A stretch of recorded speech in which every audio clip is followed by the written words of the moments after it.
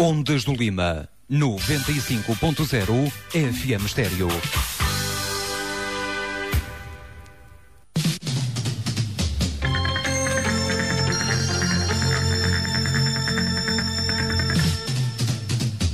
Notícias.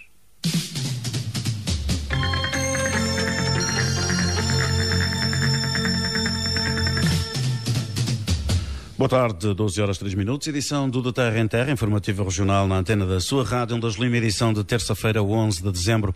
As previsões do Instituto de Meteorologia indicam a continuação do tempo frio e a presença de céu pouco nublado, mas tornando-se muito nublado por nuvens altas a partir do fim da manhã. Para amanhã há indicação de possibilidade de chover no litoral norte. Recorde-se que a região é tal como o distrito de Bragança e Baixo Mondego, as únicas áreas do país que ainda não recuperaram da seca na sequência das chuvas deste outono. A barragem do Alto Lindoso no Minho atinge mesmo um limite mínimo de 22% da sua capacidade de armazenamento, quando é habitual nesta época do ano é de 60%. A seca no Minho, exemplo do outono de 2011, acaba de colocar à vista uma aldeia galega submersa desde 1992, depois da construção da barragem do Alto Lindoso. Perante as ruínas, os antigos habitantes regressaram emocionados para verem as antigas casas. A Sereda era uma pequena aldeia com cerca de 40 casas e uma centena de habitantes. Um homem de 64 anos foi ontem de propósito à casa onde vive a mulher de 43 anos, de quem tem 2 filhos menores, em Fragoso, Barcelos, para a matar. Eram cerca das 13 horas quando lhe apontou uma pistola, carregou no gatilho, mas quem alvejou no ombro foi a enteada de 20 anos que deu o corpo às balas para defender a mãe. A seguir, o suspeito fugiu, provavelmente movido pela desconfiança de que Maria da Conceição Gonçalves Jacinto iria deixar, tendo em conta que amanhã decorrerá no Tribunal de Barcelos uma audiência relacionada com a regulação do poder patronal. O homem entrou pela casa dentro de arma calibre 6,35 em punho e disparou em direção da companheira. A filha Sara deu o corpo às balas para defender a mãe e foi alvejada na zona do ombro, a poucos centímetros do coração.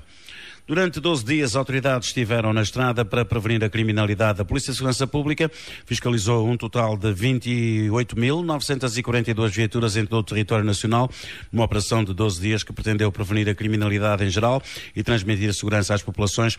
De 28 de novembro a 9 de dezembro, a PSP realizou 923 ações, tendo apreendido 99 viaturas por infrações relacionadas com o Código da Estrada no decorrer da Operação Folha. Na operação, a PSP realizou 4.833 controles por falta de seguro obrigatório, inspeção obrigatória, falta de cinto de segurança, condução com uso de telemóvel, excesso de velocidade, entre outras infrações. Também foram realizadas 355 detenções por condução sob o efeito do álcool, falta de habilitação legal para o exercício da condução, tráfico dos estupefacientes e situação irregular em território nacional. Esta operação traduziu o investimento da PSP na prevenção da sinistralidade rodoviária e uma aposta na sensibilização e informação dos condutores, alertando para comportamentos de risco ao volante e suas consequências, refere a PSP em comunicado. Os deputados do PCP, Agostinho Lopes e Honório Novo, questionaram o Governo sobre a concretização da decisão da Cimeira Ibérica sobre a interoperabilidade do sistema de portagens Minho-Galiza. Perguntou ao Ministro da Economia que avaliação tem do problema e quais as perspectivas para a resolução do mesmo. Recorde-se que há algumas semanas o Eixo Atlântico escreveu uma carta ao Comissário do Mercado Interior e Serviços da Comissão Europeia a questionar o motivo pelo qual os sistemas de portagens português e espanhol ainda não estão interligados. As 7 antigas concessões SCUT, sem custos para o utilizador, já renderam às estradas de Portugal mais de 156 milhões de euros entre janeiro e novembro deste ano. No caso das antigas SCUT do Norte, protejadas desde outubro de 2010, o maior encaixe foi com autoestradas da concessão, Costa da Prata, com 26,2 milhões de euros, seguindo-se a A28 Norte Litoral, com 22,6 milhões de euros. Ainda segundo fonte das estradas de Portugal, a A22, foi a concessão que nos primeiros 9 meses do ano, janeiro e setembro, mais tráfego perdeu, apresentando uma quebra de 49%, quando comparado com o mesmo período de 2011, ou seja, antes da introdução de portagens. Seguiram-se as concessões da Beira Interior e Interior Norte, ambas com uma redução de 35% no tráfego, e a Beira Litoral e Alta com menos 26%. Sobre estas quebras, a Estradas de Portugal afirma ser legítimo, inferir que cerca de 7% corresponde à descida conjuntural e não ao efeito de aplicação de portagens. As antigas SCUT do Norte registaram quebras homólogas entre janeiro e setembro de 2012, de 0,7% no Norte Litoral e 6% na Costa da Prata e 5% nas autoestradas da concessão do Grande Porto. A nova ponte que liga Ponta Barca e Arcos de Valdevez, uma das obras exigidas por Daniel Campelo para viabilizar o Orçamento do Estado de 2011, é inaugurada esta quarta-feira. Informou uma fonte municipal. Muda muita coisa para as nossas populações. Antes faziam 17 km em cada sentido para irem trabalhar para o Parque Empresarial de Arcos de Valdevez e agora é apenas um, explicou o autarca de Ponta Barca. Segundo Vassal Abreu, trata-se de uma obra reivindicada localmente desde 1997 para servir os concelhos de Ponte Lima, Ponta Barca e Arcos de Valdevez. O nosso concelho, por exemplo, as pessoas que queriam atravessar para o outro lado tinham de ir ao centro da vila. Para a Zona Poente é uma obra de extrema importância e vai potenciar o desenvolvimento, acrescentou o autarca socialista de Ponta Barca. Custou 7,4 milhões de euros e foi uma das obras reclamadas pelo deputado do CDS-PP e presidente da Câmara de Ponte Lima, Daniel Campelo, para viabilizar o Orçamento de Estado do governo socialista de António Guterres em 2001. A obra acabou por não avançar e só foi garantida a 15 de abril de 2008, após uma reunião em Lisboa entre o então primeiro-ministro José Sócrates e 7 autarcas do distrito de Viana do Castelo. A construção da ponte, com cerca de 1 km de extensão, foi consignada em setembro de 2010, ligando Lavradas em Ponta Barca a Padreiro em Arcos de Valdevez. Apesar da inauguração oficial da nova ponte sobre o Rio Lima acontecer apenas amanhã, quarta-feira, pelas 15 horas, esta é já utilizada diariamente há cerca de 3 semanas, após vistoria final realizada à estrutura. Já a construção dos acessos ao Porto Mar de Viana do Castelo, a ligação a paredes de cor à A3, outras exigências feitas na altura por Daniel Campelo ainda não saíram do papel. A recuperação do portinho de pesca de Vila Praia de Âncora, que também fazia parte do pacote Campelo, já foi feita, assim como as vias rápidas entre Viana do Castelo e Caminha e entre Viana do Castelo e Ponte Lima. A viabilização do Orçamento de Estado valeu a Daniel Campelo a suspensão do partido, o que em 2001 o obrigou a concorrer à Câmara de Ponte Lima como independente. Desde 2011 que Daniel Campelo é secretário de Estado das Florestas e Desenvolvimento Rural no governo de coligação PSD-CDS-PP. O presidente da Associação Empresarial de Viana do Castelo assumiu que o impasse sobre o futuro dos estaleiros da cidade não é bom para ninguém e está a criar dificuldades a outras empresas. O presidente da Associação Empresarial admite que nos últimos 2 anos, período durante o qual se acentuou a crise nos estaleiros, várias empresas do concelho que dependiam do maior construtor naval português encerraram ou passaram a estar com grandes dificuldades. Nós temos casos desses em que eram fornecedores em grande escala dos estaleiros navais e que, por força dessa redução de atividade drástica que os estaleiros atravessaram nos últimos tempos, muitos encerraram portas porque tinham grande parte da sua atividade comercial concentrada nos estaleiros navais. Na corrida à compra de 95% do capital social dos estaleiros com propostas vinculativas apresentadas em novembro estão os brasileiros da Rio Nave e os russos da JSC Riversea Industrial Trading. Normalmente se bem conduzido e, portanto, e feito por gente que obviamente seja conhecedora do negócio e que está ali, obviamente, para ter uma atividade rentável. Normalmente são processos que são bem concluídos e muitas vezes o próprio colaborador e a comunidade, eu diria o colaborador, muitas vezes não tem que recear, porque nós sabemos que muitas vezes os problemas de ineficácia das organizações têm a ver com a ausência de estratégia, têm muitas vezes a ver com outras funções, essencialmente até políticas, que no caso de uma administração privada passam a ter um objetivo que é a produtividade, que é a competitividade, e eu penso que todos ganharão. A 8 de novembro, o Governo recebeu a avaliação técnica realizada pela Empordef Holding Pública das Indústrias de Defesa sobre as 2 propostas, ambas salvaguardando os cerca de 630 postos de trabalho atuais dos estaleiros navais de Viana do Castelo.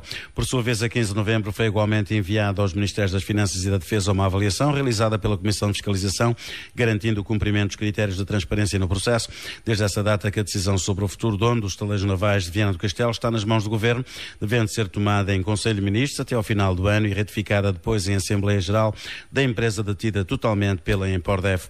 O Presidente da Câmara Municipal de Viana do Castelo mostra-se satisfeito com os investimentos e as novas oportunidades que os 2 grupos concorrentes na reprivatização dos estaleiros navais de Viana do Castelo anunciaram. O socialista recorda que são 600 famílias a depender da empresa de construção naval e, por isso, vê com bons olhos os anúncios de investimentos na modernização dos estaleiros. Se estas propostas se concretizarem, teremos investimento em Viana, teremos novas oportunidades, vaticina. Apesar disso, José Maria Costa diz que a cidade não pode apenas estar à espera dos estaleiros, dizendo que as energias renováveis são outra das apostas fundamentais do município. O secretário de Estado do Desporto e da Juventude remeteu para mais tarde uma decisão sobre a continuidade da única pousada flutuante do país em Viana do Castelo. O tema foi abordado entre Alexandre Mestre e o Presidente da Câmara de Viana do Castelo, José Maria Costa, numa altura em que a continuidade da Pousada da Juventude, que funciona no antigo navio Hospital Gilianos naquela cidade, está em causa. No sítio oficial das Pousadas da Juventude na internet, a unidade já aparece como encerrada temporariamente a partir de 1 de janeiro de 2013 para remodelação. Segundo o Secretário de Estado, até agora não existia um modelo de gestão das pousadas, o qual está prestes a ser definido, encontrando-se em discussão no Conselho Consultivo da Juventude, órgão nacional de que fazem parte parceiros sociais e organizações juvenis. Em Viana do Castelo, Alexandre Mestre reuniu-se com o autarca socialista José Maria Costa, que já se mostrou disponível para renovar um protocolo celebrado em fevereiro, com o qual o município adquiriu 25 mil euros em dormidas na rede da Móvel Jovem. Com esta decisão, a Câmara evitou na altura o encerramento da única pousada que funciona num navio em Portugal, mas ainda não há acordo para 2013. Eduardo Teixeira, deputado do PSD eleito por Viana, diz que o Centro de Alto Rendimento de Surf deve ser rapidamente inaugurado. O responsável recordou que a inauguração do centro tem sido sucessivamente adiada e teme que a Valença se torne um elefante branco da cidade. Relembra que existem verbas comunitárias inerentes ao investimento e que, quando existem dinheiros públicos e comunitários envolvidos, as obras têm de ser inauguradas mal estão concluídas. Promete ainda tentar saber quais os motivos que levam a Câmara Municipal de Viana a adiar a inauguração do espaço. Recorde-se que há alguns dias a Comissão Política de Secção de Viana do Castelo da JST manifestou o seu profundo descontentamento face aos sucessivos adiamentos na inauguração do Centro de Alto Rendimento de Surf no Cabedelo.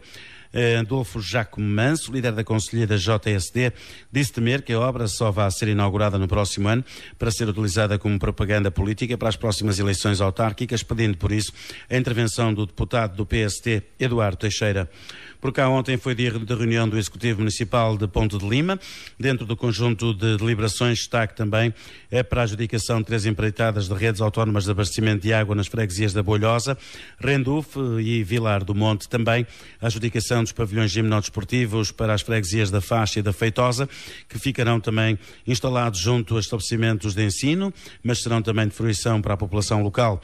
Ainda no que diz respeito à recuperação de património arquitetónico e urbano, vai ser instalado o Centro Interpretativo do Vinho Verde na Casa Torreada dos Barbosa Aranha.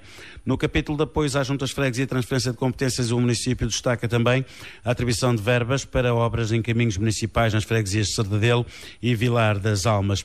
Ainda um dos temas que dominou grande parte da reunião do Executivo, segundo o Presidente do município, foi também ainda a aprovação do projeto da segunda fase do Parque Industrial do Granito para infraestruturas a instalar, bem como também foram assinados, ou pelo menos aprovados, a assinatura póstuma de protocolos com a APACRA, a Associação dos Produtores da Raça da Minhota, para melhorar a gestão dos prados da área da paisagem protegida das Lagoas, de Bertianos e São Pedro de Arcos, bem como também o apoio associativo ao Clube Náutico de Ponte Lima para a compra de uma canoa de competição, bem como também para a PPA-CDM para as atividades de Natal.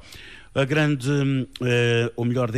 tema desta reunião do Executivo foi precisamente a aprovação do Plano Orçamento e Plano de Pessoal do município para 2013, dotado de 35 milhões de euros, que irá dar prioridade à educação, ao apoio social, ao empreendedorismo, ainda à área do granito e eventos culturais, e um reforço da rede de museologia, ainda como o reforço de parcerias, nomeadamente com as juntas de freguesia e do movimento associativo. Bom, eu destacaria as seguintes deliberações.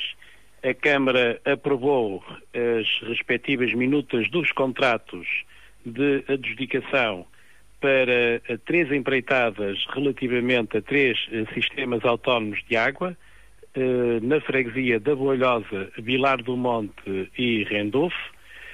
Aprovou também o relatório final com vista à adjudicação do pavilhão ginodesportivo da Faixa pelo valor de 526.651 euros mais IVA, bem como a construção do pavilhão ginodesportivo da Feitosa pelo valor de 620.159 euros mais IVA, que são 2 infraestruturas desportivas que irão ser localizadas junto aos respectivos centros educativos, numa política que nós temos incitado de melhoria das condições para a prática desportiva, nomeadamente para os alunos dessas mesmas escolas, mas que naturalmente são equipamentos desportivos que ficarão afetos também às respectivas comunidades.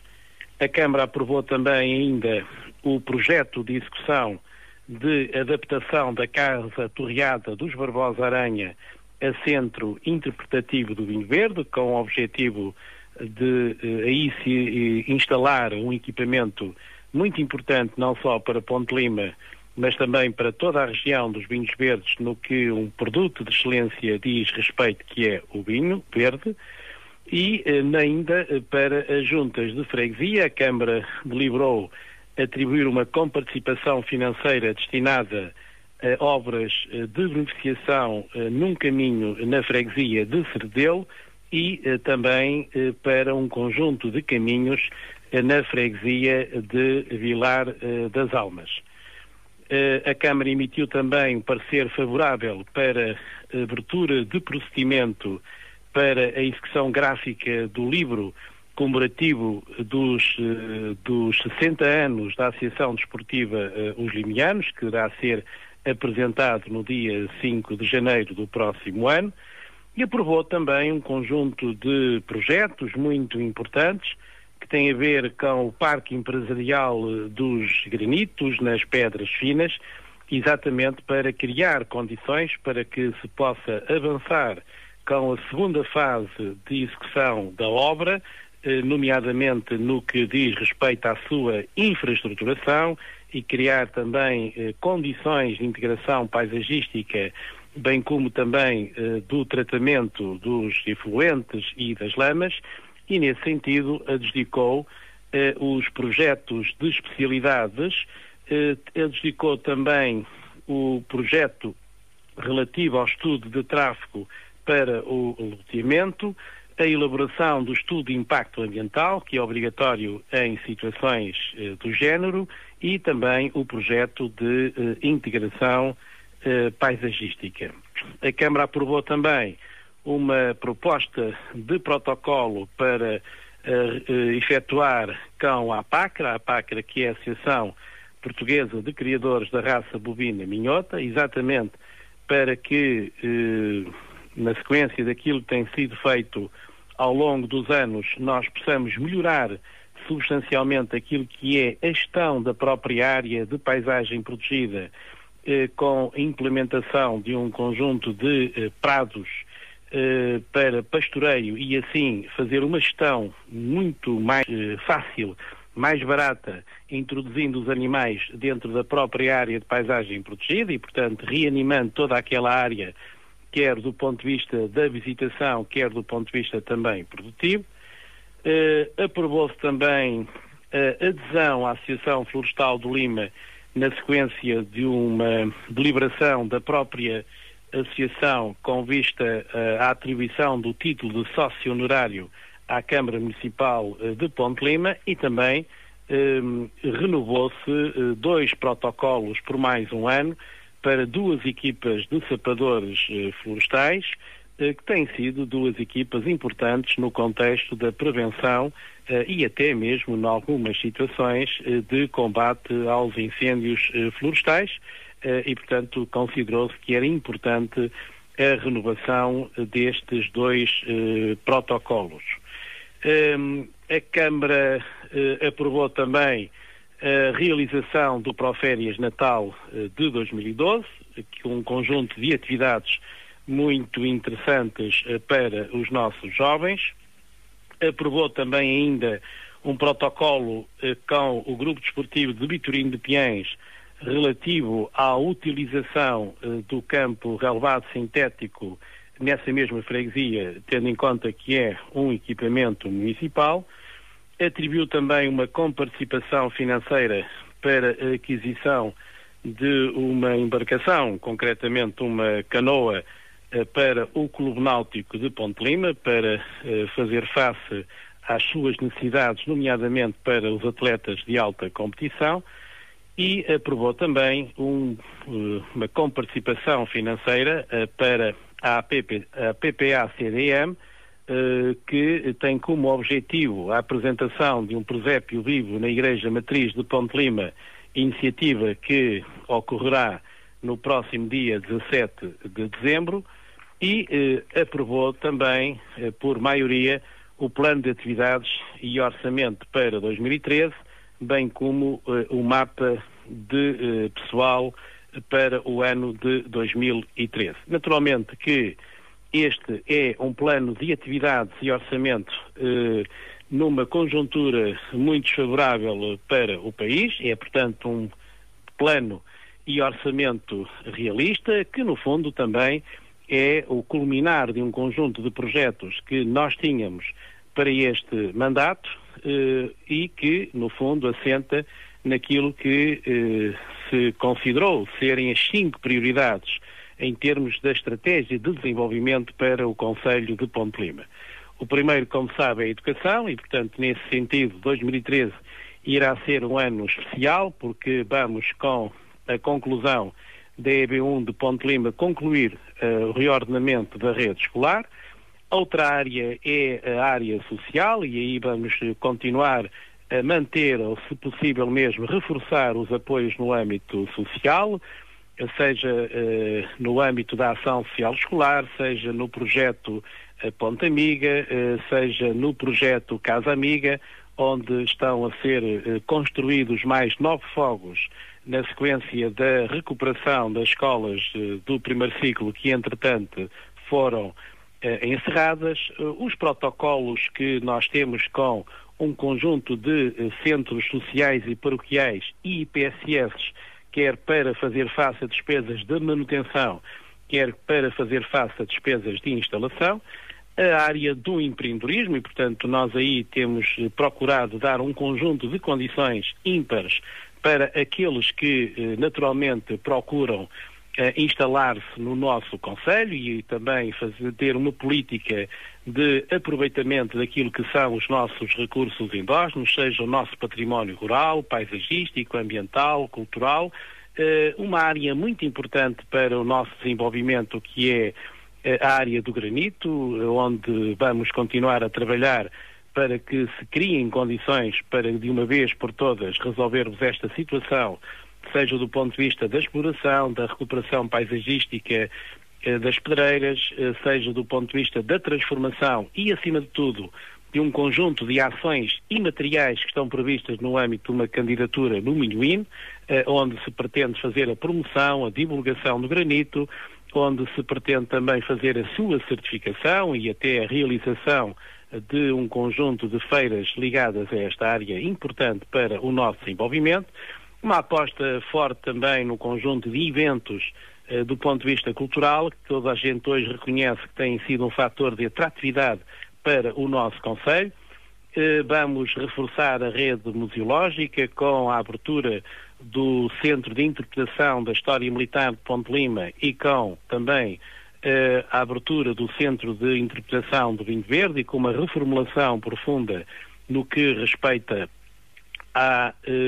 ao Museu Rural, uma aposta forte naquilo que é também o nosso desenvolvimento rural e, finalmente, conjunto de parcerias que nós queremos continuar a manter, nomeadamente com as juntas de freguesia, onde iremos reforçar substancialmente ainda as transferências para essas mesmas juntas de freguesia, num pacote financeiro que ascende a cerca de 4.700.000 euros e, portanto, reforçando aquilo que é a descentralização de competências com os respectivos meios financeiros para as juntas de freguesia, reforçando aquilo que nós já temos dito, que é o facto de Ponte Lima ser o terceiro concelho do país que mais dinheiro transfere para as juntas de freguesia, e o mesmo acontece com o movimento associativo e também com as nossas IPSS, que, do ponto de vista social, fazem também um trabalho notável. Queria também acrescentar o facto de nós continuarmos a implementar um conjunto de benefícios fiscais com taxas reduzidas ou com taxas mínimas, que faz de Ponte Lima efetivamente um concelho atrativo, um concelho competitivo. Vamos continuar a melhorar também a rede de infraestruturas, nomeadamente na rede de saneamento e também em sistemas autónomos de água. Claro que há aí naturalmente uma condicionante do ponto de vista financeiro e que só poderá avançar se houver enquadramento financeiro e também podermos ter as respectivas candidaturas aprovadas. E isso não acontece apenas com a ampliação da rede de saneamento, acontece também com um conjunto de equipamentos que nós consideramos importantes para Ponte Lima, mas que, naturalmente, para manter a sustentabilidade financeira do município, só será possível avançar se tivermos essas mesmas candidaturas. Portanto, este é efetivamente um plano realista, é um orçamento que reduziu em cerca de 12,5% comparativamente ao ano 2012, é um orçamento de 35 milhões de euros. Vamos continuar a ter uma política de contenção forte nas despesas correntes. Nós tínhamos para 2012 aprovado um plano de contenção de despesas correntes em que o objetivo era poupar 400 mil euros e o que é facto é que nós até novembro concretizámos esse objetivo e ultrapassámos largamente. Portanto, nós até novembro poupámos em despesas correntes 705 mil euros.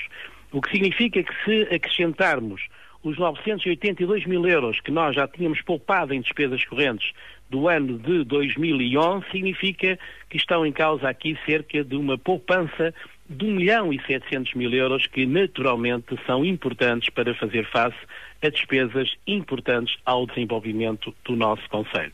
E, portanto, há uma grande preocupação na contenção de despesas, naturalmente que há uma redução substancial daquilo que são as transferências de capital, na ordem dos 6 milhões de euros, o que significa que, havendo essa redução substancial das transferências de capital, obviamente que terá que haver aqui um equilíbrio no que diz respeito às receitas e às despesas e, obviamente, que terá que haver uma preocupação muito forte no que respeita a essas mesmas despesas de capital, a esse mesmo investimento. Aliás, é hora de todos nós termos ainda uma preocupação acrescida, como temos tido ao longo destes anos, de perceber exatamente o que é que está em causa em termos de investimento. O investimento tem que ser um investimento bem pensado, tem que ser um investimento que faça parte daquilo que é a nossa estratégia de desenvolvimento, tem que ser um investimento que nós tenhamos quase a certeza que contribui decisivamente para a melhoria da qualidade de vida dos nossos concidadãos e tem que ser um investimento que naturalmente nós percebamos que tem retorno para a nossa economia. E, portanto, esse é também um grande objetivo em termos de orçamento. Para quê? Para exatamente manter essa sustentabilidade financeira e para que essa sustentabilidade e disponibilidade financeira seja posta efetivamente para o serviço dos nossos concidadãos e das nossas empresas. Acima de tudo, o que eu quero dizer é de que este é efetivamente um plano e um orçamento que é execuível, tal como foi o plano de atividades e orçamento para 2012, em que praticamente tudo aquilo que nos propusemos irá ser concluído ou está em vias de conclusão. E, portanto, é seguramente um plano e orçamento que irá ser executado e, acima de tudo, é um plano e orçamento para estar ao serviço daquilo que é o nosso objetivo primordial, que é o bem-estar dos nossos concidadãos. E, portanto, nesse sentido, penso que podemos encarar com um otimismo moderado, é certo, tendo em conta as dificuldades que o país está a atravessar, para o próximo ano de 2013. O Presidente do município de Ponte Lima, com destaque às principais liberações assumidas na reunião do Executivo Municipal de ontem, com destaque para a aprovação do plano, orçamento e mapa de pessoal para 2013. Na sequência de colaboração que a EDP Renováveis vem mantendo com o Concelho de Arcos Valdez, através da sua iniciativa Green Education, optou por oferecer 9 bolsas escolares a alunos do primeiro ciclo ao secundário, no valor de 4.500 euros. Os alunos escolhidos teriam de viver nas áreas onde a EDP Renováveis tivesse parques eólicos, as famílias possuíssem poucos recursos económicos e os filhos terem interesse em continuar a estudar. A entrega das bolsas correu na passada quinta-feira na Escola Secundária Tomás de Figueiredo e contou com a presença do Presidente da Câmara Municipal de Arcos Valdez, Francisco Araújo, do Vereador do Pelouro da Educação, Pedro Teixeira, e dos representantes da EDP Renováveis, bem como elementos da direção da escola. No passado sábado houve Campeonato Nacional da Primeira Divisão em Hóquei Patins. Foi a 10ª jornada, com destaque então para o jogo disputado no Pavilhão Municipal de Ponte Lima, entre o Limianos 3 e o Valongo 6. Paulo Moraes, técnico do Limianos, destaca mesmo a grande qualidade da equipa do Valongo, mas diz que a sua equipa podia ter feito muito mais. Foi um jogo onde nós já esperávamos ter bastantes dificuldades contra uma equipa que possui um plantel com uma qualidade enorme. Uma equipa que está a realizar um excelente campeonato, em que neste momento se encontra apenas a 3 pontos do primeiro lugar. E por todas estas razões é que nós sabíamos que não íamos ter uma tarefa fácil durante os 50 minutos. Em que sabíamos que para vencer a equipa do Valongo teríamos que realizar uma partida perfeita em todos os aspectos. E o que aconteceu foi que apenas conseguimos realizar 25 minutos com um nível aceitável. Em primeira parte não funcionámos como equipa, quer nos processos defensivos e ofensivos não estivemos bem. E o Valongo aproveitou os primeiros 20 minutos para conseguir uma vantagem confortável de 4 golos, o que de uma certa forma teve bastante influência para o resto da partida.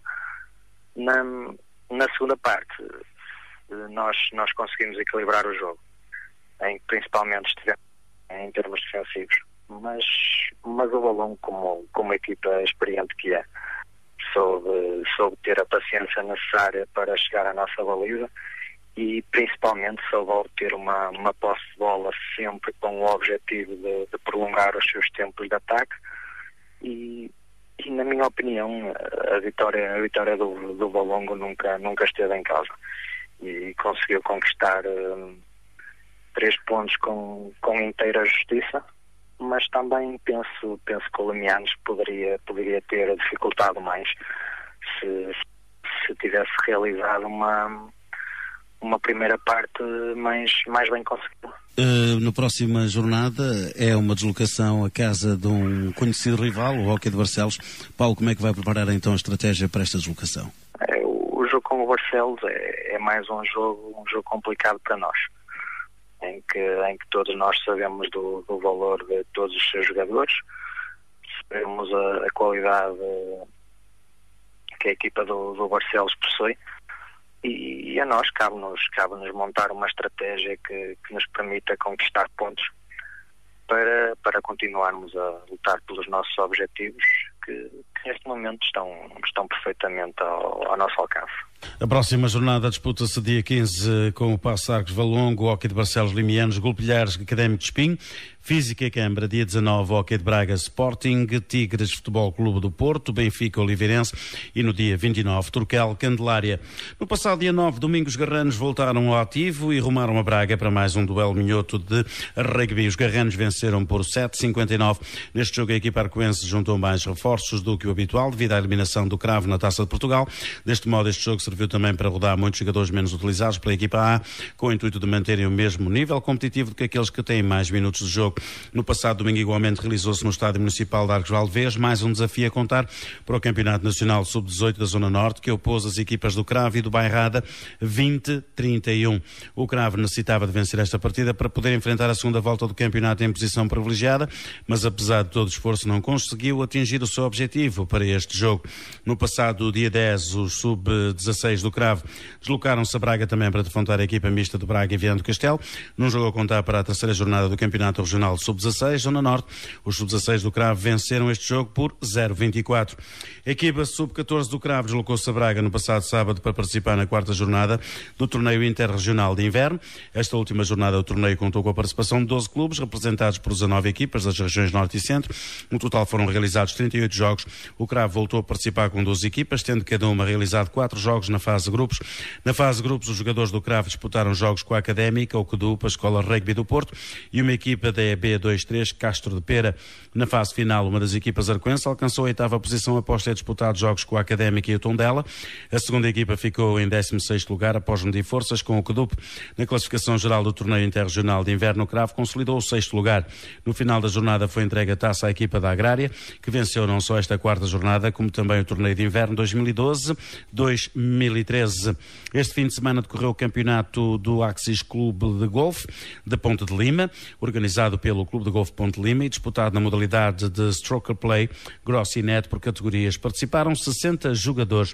Quanto às classificações, campeão do Clube Gross, António Ressurreição, 82 pontos, vice-campeão do Clube Gross, Higino Araújo, 83, campeão do Clube Net, primeira categoria, José Casemiro, vice-campeão do Clube Net, primeira categoria, Higino Araújo, campeão do Clube Net, segunda categoria, Amaro Sá, vice-campeão do Clube Net, segunda categoria, António Dias e Nriste to the Pin, José Catal Costa, Longest ou mais grave, Vasco Magalhães.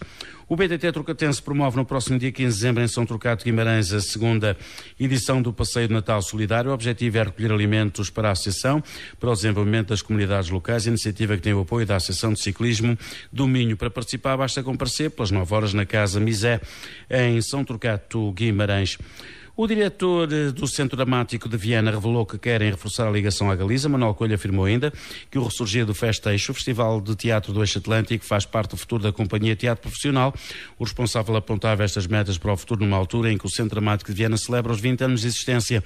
Manuel Coelho revela que o teatro exige cada vez mais estar polvilhado por todo o país para aumentar o mercado de trabalho. Os atores estão a definhar, lamenta o responsável, pelo que acredita que é preciso cada vez mais dinamizar as companhias de teatro. Hoje, saiu para as bancas de jornais mais uma edição do Semanário Regional Alto Minho.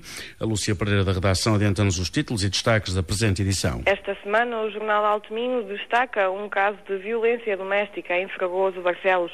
Um homem violento de Barroselas tentou matar a companheira e a enteada. O septuagenário já tinha sido detido em setembro pela posse ilegal de armas e ontem foi a Fragoso disparar sobre a companheira e a enteada. Mais ainda, João Araújo é o eleito do PS para manter a Câmara de Cerveira.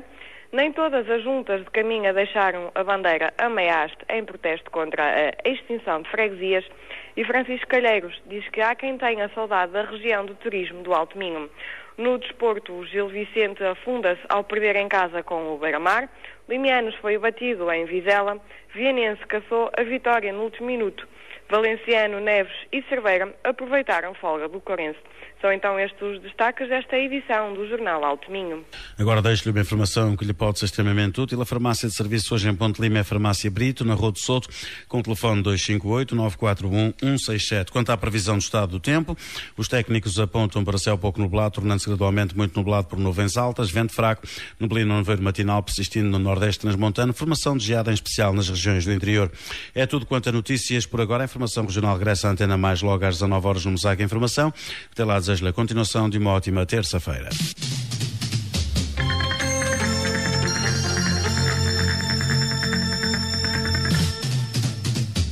Notícias.